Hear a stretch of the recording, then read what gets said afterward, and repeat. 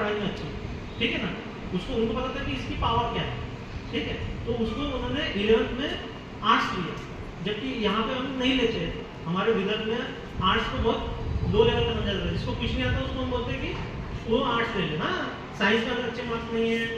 Maths अच्छा नहीं है, कॉमर्स भी नहीं आता है, तो क्या लेते हैं, आर्ट्स लेते हैं। तो उन्होंने आर्ट्स लिया 11th 12th में, और लोग हंसने लगे उनको कि तुम्हारे लड़की को 90% और तुम आर्ट्स दे रहे हो। फिर उन्होंने फिर जब वो 11th 12th हो गया तो बोला अब इसको कुछ और नासा वासा में भेजो, है ना, कहीं इसरो में भेजो, इसरो नासा पता है, बड़े बड़े इसमें भेजो। तो उसने फिर क्या किया, बीए करना। अभी बताओ आपके आजू बाजू कोई बीए करता है क्या? बीए को बहुत लो समझा जाता है, ठीक है ना, तो उसने बीए किया, आर्ट्स किया, तो ये जो इनका सिलेबस है टोटली क्या है, सोशल साइंस वाला सिलेबस है, आर्ट्स सिलेबस है। और जैसे तो ये एक साल 11th 12th सेकेंड ईयर 3 साल बीए के, कितने साल हो गए, 5 ईयर्स। 5 ईयर्स होते बराबर जब उसने पहली एग्जाम दी, ये एग्जाम देने के लिए ग्रेजुएट होना जरूरी है, 21 साल की उम्र में ग्रेजुएट हो सकते हो, ठीक है, तो उसने एग्जाम दी, देश में फर्स्ट टॉपर,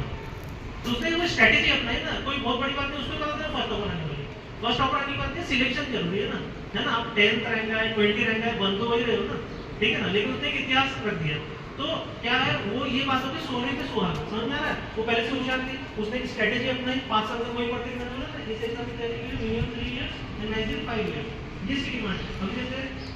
आप कितने परसेंटेज, कोई आप 70 ना, तो देखो अब 79 में देखें, 8 में अगर मैं 8 आपका रिपीट करवाऊँ तो आपका 80% हो जाएगा, है, और रिपीट करवाऊँ 90 के पास तो चली जाऊंगी, यही है एग्जाम।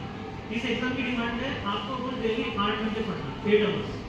सिलेबस तो इजी है, ना फिजिक्स पूछ रहा है, ना केमिस्ट्री पूछ रहा है, ना कोई इक्वेशन आएगा, ना कोई केमिकल रिएक्शन, कुछ नहीं आएगा। इसमें क्या है, हिस्ट्री, ज्योग्राफी, पॉलिटी, इकोनॉमिक्स, जिसको आप उतना गिनते नहीं है, समझ में आ रहा है, तो ये इसका सिलेबस है। अभी आप बोल रहे होंगे सर हम इस एग्जाम की तैयारी कर रहे क्यों, एक ये भी क्वेश्चन है, ऐसा क्या है इस एग्जाम में, नहीं हमें क्या मिल जाएगा, हम डॉक्टर बन जाएंगे, इंजीनियर बन जाएंगे, हम ज़्यादा इज्जत मिलेगी, है ना, पैसा मिलेगा, ये भी कुछ होगा किसी किसी के साथ। तो देखो कैसा है, इसके लिए जो मोटिवेशन है मैं बता दूँ आपको, मिनिस्टर को देखा है, नेता मिनिस्टर को, तो वो बड़ी बड़ी गाड़ियों में घूमते हैं, उनके आगे पीछे 2-3 गाड़ी रहती है, और वो रहते क्या पता है, उनको गवर्नमेंट बंगला देती है, उनको गवर्नमेंट गाड़ी देती है 50 लाख के ऊपर वाली, और एक नहीं 3-4 देती है, वही सारी फैसिलिटी एक IPS में, IRS में, IFS में, समझ में आ रहा है, सारी फैसिलिटी, फ्लाइट टिकट फ्री, सब कुछ फ्री आपकी,